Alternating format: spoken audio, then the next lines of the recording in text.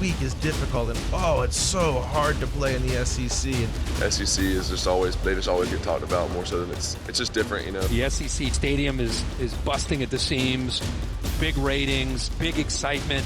They're the only ones that have that. It was all about Alabama and LSU. LSU is the college football national champion. SEC gets going this weekend. We have a ranked matchup on the Plains. Auburn laying 7.5 to Kentucky. 49.5 is your total. Wildcats have lost 11 straight games on the road against SEC West opponents. Their last win was actually against the Tigers on the Plains in 2009.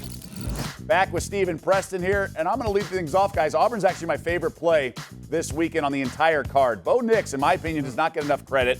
Gus Malzahn should have this offense humming. Kentucky returns senior quarterback Terry Wilson, but he missed 11 games last year because of injury, so not exactly a true senior, given that he missed nearly the entire year. Do everything stud. Lynn Bowden Jr. is gone. He was second leading passer last year and the leading rusher and receiver on the team. So I just think there's too much offense for the Tigers for Kentucky to be able to hang War Eagle for me. Steve, what do you think of that? And the game you like, Baylor laying 17.5 to KU. Yep, this is very simple, Doug. In 2020, we have seen Kansas. We haven't seen Baylor. I'll take Baylor from what I've seen from Kansas. Just that simple, huh? Yep. All right, so you're not backing Les Miles. But No. Preston, you like it when a team has a game under their belt. What do you make of that game?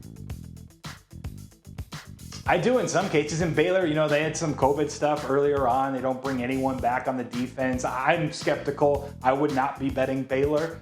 But if you've seen him against Coastal Carolina just get thwarted, then he's maybe on the right track. Maybe it is just that simple. And that's Kansas that got waxed there. All right, so you like a game in the ACC. Duke getting 5.5 against Virginia. Take us through that. I like Duke, and I like the 5.5. I'm not sure they're going to need the 5.5. Look, Virginia last year, quarterback Bryce Perkins, he ended up grading out as one of the most valuable quarterbacks in my database, according to, kind of when you compare it relative to the personnel that's on the same team, right? Like he did more for Virginia than anyone else probably could have in the country. And now they lose him. It's their first game they're playing without Perkins now. And Duke's played 2 games themselves. A good showing against Notre Dame where they covered. And then when you look at the final score of Boston College, they lost by 20 at home, only scored 6 points. Looks bad. But guess what? They had 2 fumbles on the BC 4-yard line on 2 different occasions. 2 interceptions on the 30-yard line of Boston College. Another red zone missed field goal. Like Duke, they moved the ball a lot better than the 6 points shows for. I think they're going to clean it up, and I think they're going to take care of business. I like the 5.5 a lot this weekend.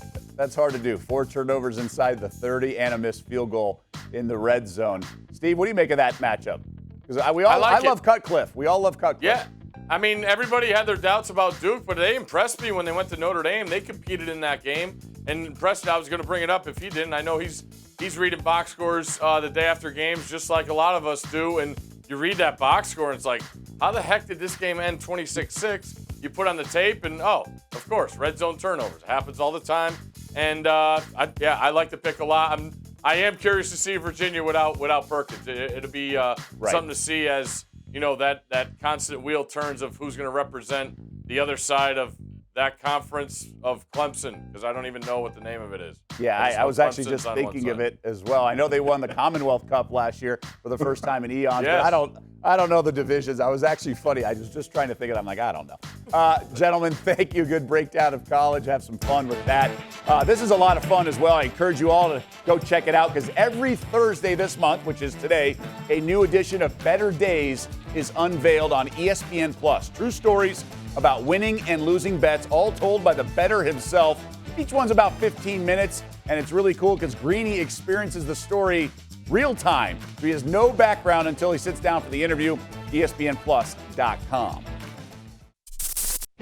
Thank you for watching ESPN on YouTube. For live streaming sports and premium content, subscribe to ESPN+.